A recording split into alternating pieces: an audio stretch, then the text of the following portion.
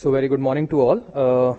The topic given to me today is hepatic steatosis in children, the pathophysiology and the diagnostic workup that we do in such cases. So let me begin by saying that in children at least, all fat is not NAFLD or whatever terminology you want to use.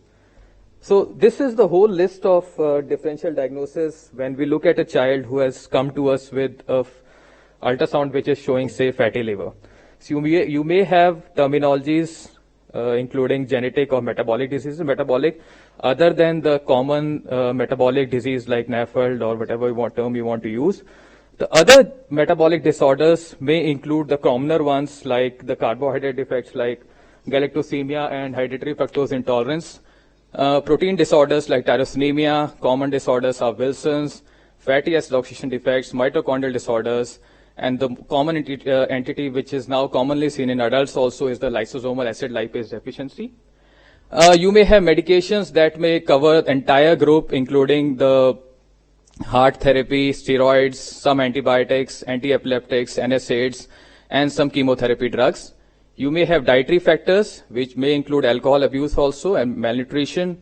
You may have hepatitis C, which was very common initially. They used to see patients with steatosis, and some surgical procedures. So if you look at overall data of, say, a child who presents with you with ultrasound showing a fatty liver, this was a series that was recently published from King's. This was a small letter to editor kind of picture when they classified their 441 children seen over last decade from 2010 to 2020. What they could find is that almost 40% of them had an underlying metabolic or non-NAFLD disorder. 10% were cryptogenic and only 51% could be classified as your typical NAFLD or other etiology. So the term that is now currently being used is, people have now since last 2 years, the term non-alcoholic fatty liver disease is being discarded, and the terminology which is now being used is metabolic dysfunction associated fatty liver disease or the pediatric fatty liver disease. This is a new terminology that came out in this year only, and in 2020 there was an international consensus which gave this definition of metabolic dysfunction associated fatty liver disease. So what they say for pediatric literature also, so if you have a child with fatty liver, you can always classify them into 2 different categories. One is your classical metabolic disease, that is metabolic dysfunction associated fatty liver disease or pediatric fatty liver disease or NAFLD you want to call it.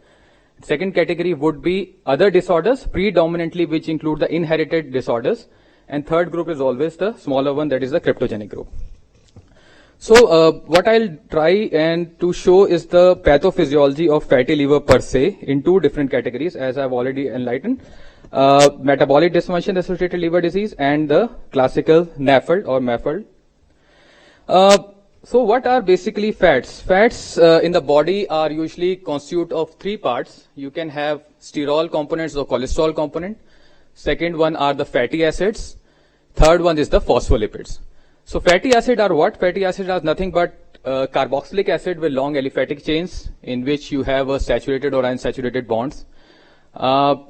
Triglycerides constitute, these are triglycerides, that means you have a glycerol component and 3 fatty acids.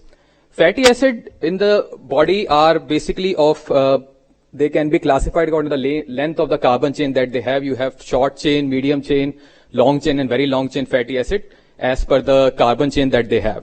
So if you have fat in your fatty acids, basically you have 2 sources of fatty acid in the body. One is the exogenous source, that is which are being provided by the diet, which are predominantly long chain fatty acid.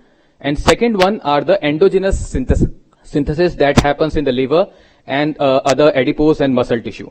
So you have fatty acid which you can derive from lipolysis that happens in the adipose and the muscle tissue. Triglycerides get broken down into fatty acid and these fatty acid can then be used for other components. And second step from fatty acids can be produced from de novo lipogenesis. That means anything that you eat other than fats, that is carbohydrates and proteins, can also be converted into these fatty acids, which is known as a de novo lipogenesis. And these de novo lipogenesis is usually plays a minor role when you are healthy, you do not have any other dysfunction. That constitutes only about 1 to 10% of overall production. But when you go into NAFLD category, this production has been documented in as high as 35 to 40% of your overall fatty liver. So even if you take carbs, you take extra carbohydrates, you take extra proteins, you are fatty, you are classical metabolic dysfunction associated fatty liver disease, your de novo lipogenesis, other than your dietary intake, de novo lipogenesis concentration and proportion gradually and significantly increases. So what we can just corroborate this thing, you take your fats, they go into the small intestine, they get broken down by the lipases that are present in the gastric juice or the pancreatic juice. They get incorporated into chylomicrons. Chylomicrons are nothing but transfer lipids that are present in the intestinal epithelial cells. These fatty acids, they get incorporated into chylomicrons along with phospholipids and cholesterol compounds. They take up apolipoprotein B48. This goes into your circulation. In the capillaries of all the blood vessels, you have this lipoprotein lipase. Lipoprotein lipase only acts upon the triglyceride component of these chylomicrons. So the triglyceride gets, by this lipoprotein lipase, they get broken down into these free fatty acid. As I have shown in the previous picture, this free fatty acid can go back into the adipose tissue. They can get stored as triglycerides, or they can go to other tissues like bone and muscles, in which they can allow for production of energy from these sources. So what is remaining after lipoprotein lipase acts on these chylomicrons are chylomicron remnants, in which they take up apoprotein C2 and apoprotein E from the HDL components. Then these chylomicron remnants can go into the liver with these receptors. So once they are in the liver, they are predominantly composed of cholesterol, less of free fatty acid. This cholesterol can go into different pathways, including synthesis of bile acids and all that stuff. All these free fatty acid can contribute to this de novo lipogenesis along with non-fatty substrates. What is remaining of these fatty acid? The fats can then be excreted out of the liver by VLDL. So VLDL is one of the most important excretory mechanism by which the liver throws out fat from its tissue. This VLDL can subsequently get converted into intermediate density lipoprotein or low density lipoprotein by action of this lipoprotein lipase, which simultaneously keeps on releasing these free fatty acid. This LDL can go back into this liver by this LDL receptor, or it can get converted later into HDL component, which then leads the reverse transport for the cholesterol back into the liver. So if you need to have fat in your liver, there can only be three pathways how you can do it. First, you can have increased delivery of fat into the liver. Liver is being forced to manage excess amount of fat, which can be either acquired or inherited. Acquired may be because of the classical NAFLD that we know. You take high amount of diet, which may include non-fatty sources also, high carbohydrates. You have underlying insulin resistance, which increases this de novo lipogenesis and also increases this lipolysis in the adipose tissue, which increases the fatty acid incoming to the liver. So you have increased fatty acid which are being thrown into the liver, which causes esterification into triglyceride, and this causes hepatic steatosis. Second important can be that liver, though it is not being given large amount of, not being forced to manage large amount of incoming fat, there is either decreased utilization or there is decreased efflux, which can also be an inherited component. I'll show what are the genetic implications of this decreased VLDL excretion. And third important, that is more specifically correlated with the pediatric population, is the inherited defects of multiple metabolic pathways. So first I'll go through the what is inherited disorders related to steatosis, the pathophysiology. So everything boils down to mitochondria, because mitochondria are the main site where the fatty acid get oxidized, or the cytoplasm in which or the cytoplasm in which the fatty acid synthesis occurs. So just in brief, you have your glucose, which gets converted into pyruvic acid through glycolysis. Pyruvate dehydrogenase enzyme acts here, produces acetyl-CoA. This acetyl-CoA can go into the Krebs cycle and provides electron acceptors and donors for the electron transport chain. So electron transport chain is the main pathway or the main consequence of anything which can lead to metabolic liver disease. What means is that every metabolic disorder which can cause steatosis ultimately acts on the beta oxidation of fatty acids, or it negatively affects your electron transport chain. So electron transport chain is nothing but a series of enzymes which are there, which help in building the proton gradient, which then goes into the complex 5 and later produces the ATP. So what is most important is that the most important aspect of metabolic disorder leading to steatosis is you have impaired fatty acid oxidation. That means fatty acids are there, they are not being oxidized, so they start getting accumulating. So you have fatty acids. This is the pathway which happens in the mitochondria. This is the plasma membrane, this is the cytoplasm, outer and inner mitochondrial membrane. And this is the matrix. So matrix is where all the four steps of fatty acid oxidation occurs. You have free fatty acids. Free fatty acids can be long chain and short chain or medium chain. Long chain fatty acids are the one who require any transport for the fatty acids to go into the mitochondria, and medium chain and short chain fatty acids can freely pass into the mitochondria. And also short chain fatty acids are the one, or medium chain fatty acids are the one who do not require chylomicrons for these fatty acids to get absorbed in the intestine. That is why when you have liver disease or you have bile acid malabsorption, you use these medium chain triglyceride or medium chain fats, so that they are easy to digest even in a sequence of, or even in a disease which causes bile acid malabsorption or liver disease. So once fatty acid oxidation occurs, it produces acetyl-CoA, and in the fasting state. So normally fatty acids are not an important source of energy, but they other than for say muscles, cardiac or skeletal muscles, but in fasting states, these are the major source of cerebral and systemic energy production via the ketone body production. And other role of fatty acid oxidation is to provide these NADH and FADH2 for electron transport chain. And acetyl-CoA can also go into the citric acid cycle, in which it can also lead to subsequent production of glucose. So fatty acid oxidation plays an important role, especially in the fasting state. So once you have any defects which leads to a mitochondrial injury, which secondarily affects the fatty acid oxidation, even the cerebral and systemic energy production to ATP via the electron transport chain, as well as gluconeogenesis, all these things are subsequently affected. So to summarize, you have this cycle which I have already explained: glucose going into the Krebs cycle via pyruvate, you have beta oxidation of fatty acids, and also components of urea cycle. So if you have multiple metabolic defects, everything boils down to mitochondria and its handling of these fatty acids via both through electron transport chain as well as through beta oxidation of fatty acids. So you may have, say, I'll start with the commoner ones. Respiratory chain is dysfunction. So you have classical electron transport chain or secondary mitochondrial injury. You may have defective pyruvate metabolism. This is dihydrolipoamide dehydrogenase, which is a component of pyruvate dehydrogenase, pyruvate carboxylase deficiency. You may have reactive oxygen species mitochondrial dysfunction. You may have elevated ammonias, carnitine transporter defects, fatty acid oxidation defects, even increased fatty acid, which can be seen in hypothyroidism or glycogen storage disorder. So all these metabolic disorders can secondarily lead to mitochondrial dysfunction, which may subsequently lead to steatotic liver because of decreased fatty acid oxidation.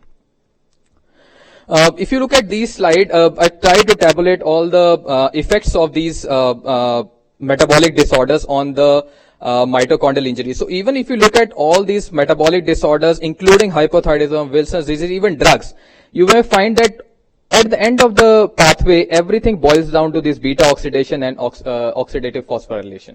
So the end result of any metabolic or any disorder which leads to steatosis is secondary to injury to mitochondria. I'll just try and go through the latest in the MAFLD or pediatric fatty liver pathogenesis. You have insulin resistance, which causes increased lipolysis, it causes increased de novo lipogenesis, increased lipolysis, which increases the free fatty acid influx, which leads to hepatic fat accumulation. This was the older concept. Life was much simpler when May et al. Gave their two-hit theory. But now we know that everything boils down to multiple hits which happens in this steatotic liver, which can later lead to steatohepatitis or cirrhosis, which may include oxidative stress, inflammatory injury, endotoxemia, fibrogenesis of cytokine cascade. I'll explain this one by one. So you have insulin in normal healthy tissue. What does insulin do? It causes lipogenesis. It allows the glucose which is produced or which is being accumulated to be used in the body, and it also prevents further glucose production. But when you have insulin resistance, you are obese, what happens is all these factors are negatively regulated. Lipolysis increases, there is glucose intolerance, there is increased free fatty acid production, which the liver has to manage now. So when in health, when these fatty acids start accumulating, so what does body do? It increases the fatty acid oxidation. That's what body is supposed to do. You throw more fatty acid into the body will try to oxidize them, break them down so that they can be used. So the beta oxidation increases, and what does it do? It tries to decrease the component of free fatty acid. It will try to esterify these free fatty acid into triglycerides so that they cannot cause that much damage. But when you have insulin resistance, there is failure of this physiological state. So these are multiple types of beta fatty acid oxidation. One is alpha, beta, and omega based on the carbon at what they are acting. So what happens in when there is insulin resistance? The beta oxidation decreases. There is beta oxidation in the peroxisome, which produces reactive oxygen species. There is increased omega fatty oxidation in the smooth endoplasmic reticulum. This increases the oxidative stress, and excessive reactive oxygen species are produced. There is free fatty acid breakdown.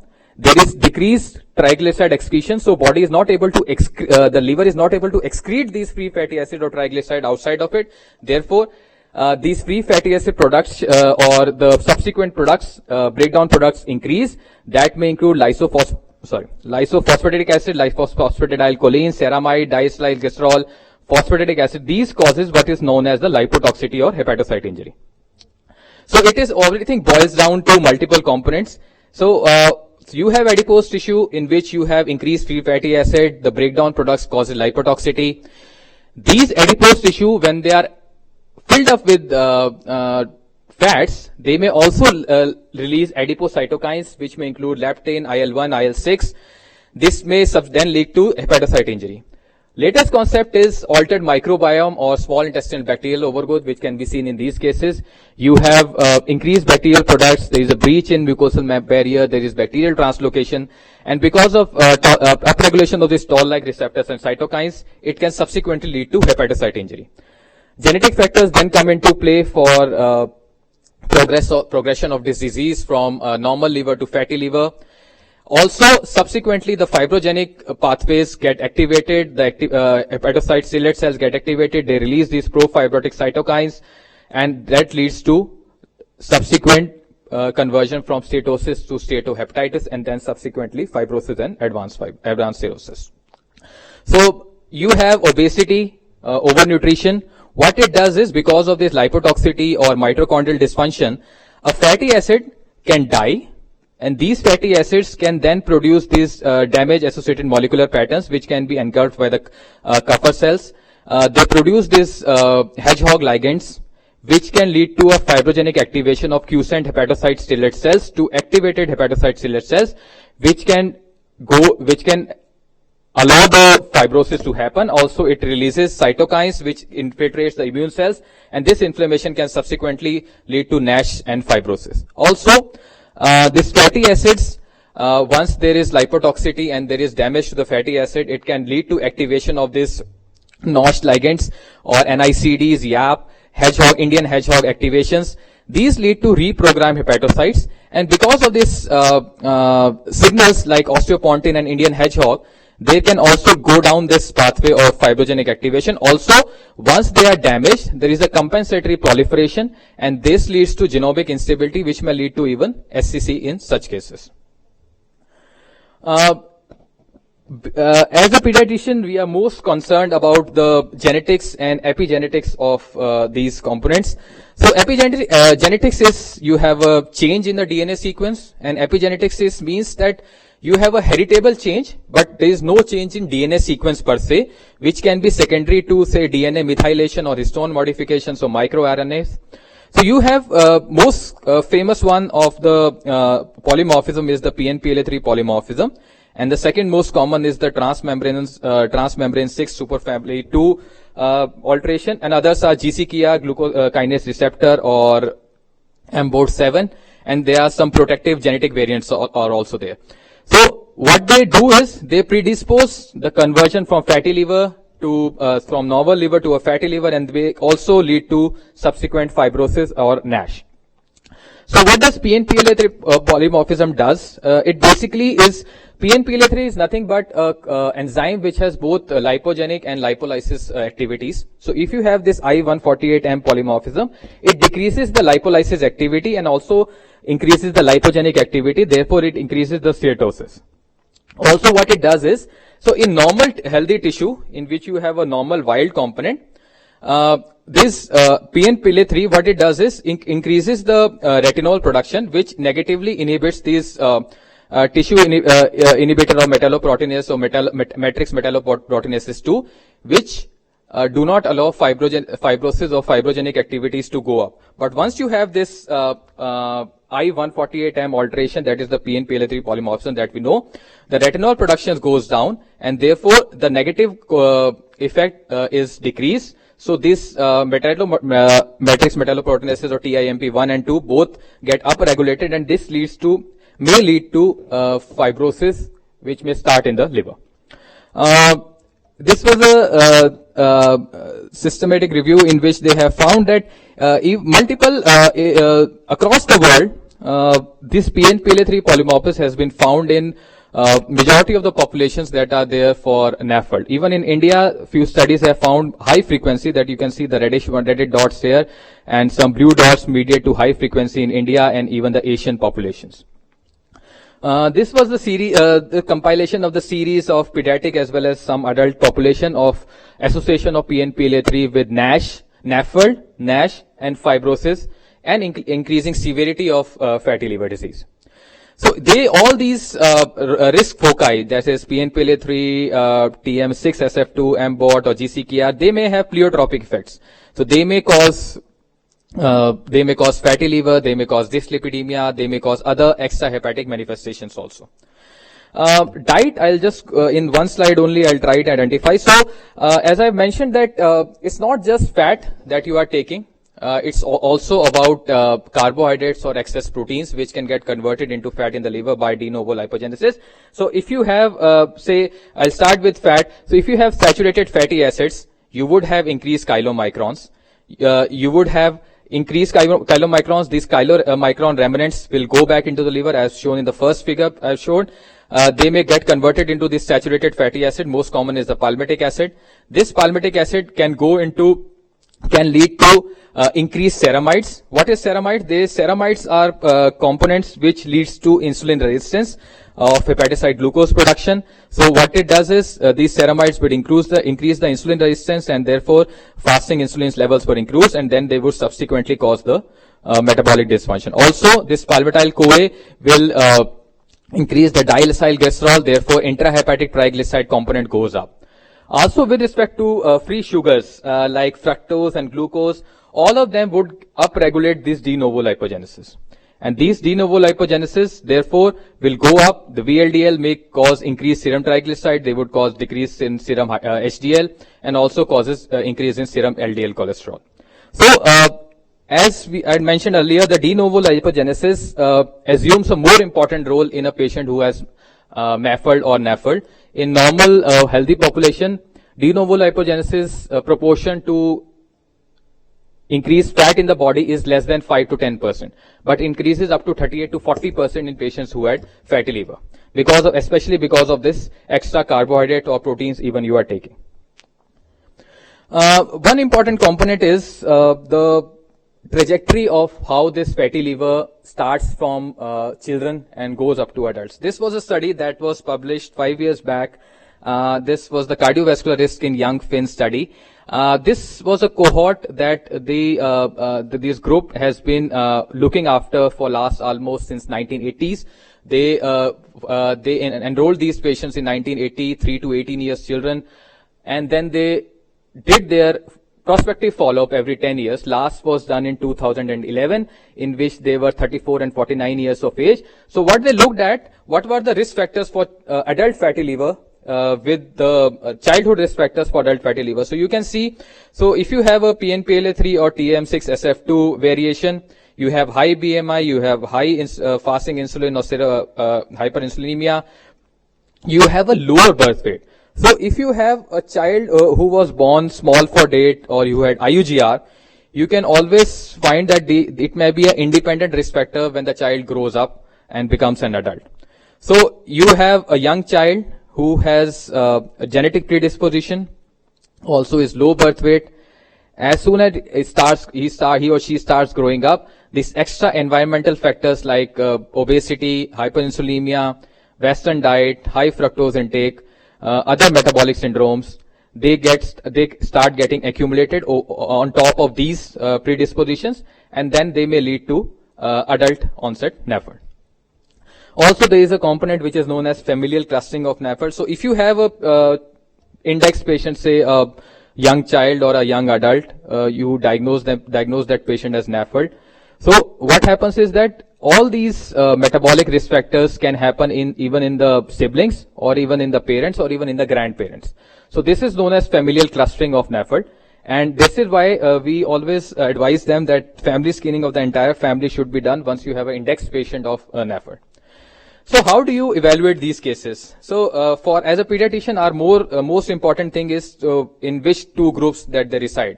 Either it is a standard NAFLD or pediatric fatty liver disease or NAFLD, or it is the one of the secondary causes of fatty liver. So if you have, say, early onset steatosis less than 3 to 5 years of age, you have a clinical phenotype. A clinical presentation as a liver disease is less likely in NAFLD per se. They don't present symptomatically as liver disease. So if you have a lean patient, evidence of underlying chronicity, you have syndromic features, you have positive family history, consanguinity, and you have a faltering growth. These are components which you would mostly find in the metabolic or inherited defects. But if you have a patient who has central adiposity, elevated BMI, risk factor, lifestyle risk factors, you have evidence of insulin resistance, of acanthosis, you have a positive family history of metabolic disorders. These are basically happy eaters. They usually have normal growth, they have a good height, and they have a family history which is possible for lifestyle or metabolic disorders. So these are components which you would think of, they may be classical patients of NAFLD. So these are the patients I would like to, if you see such kind of patients in your OPD practice or outdoor practice, you would think that they are predominantly in the NAFLD or the NAFLD category. This is not a very sacrosanct rule of microvascular versus macrovascular steatosis. You may have significant overlap, but if you see microvascular steatosis, there should be a red herring that you may have some underlying liver disease, especially because these are most commonly seen in mitochondrial or fatty acid oxidation defects, some drugs. Conclude now, Vikrant. Yes. I know you have a lot to say. So I'll just So I'll just go through this algorithm. So if you have a fatty liver in a child, a young child less than 3 to 5 years of age, you should practically and technically suspect a secondary fatty liver disease, secondary to inherited defects, based on the clinical profile that they may have.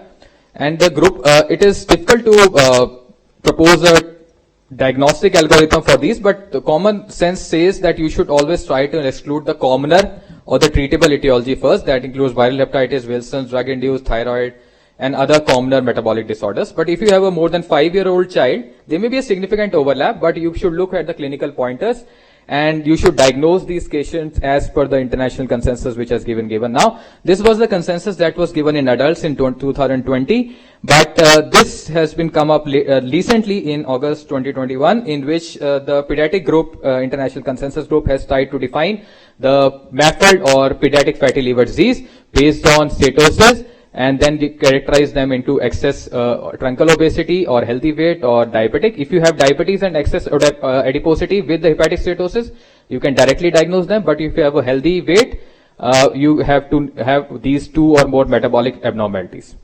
Thank you.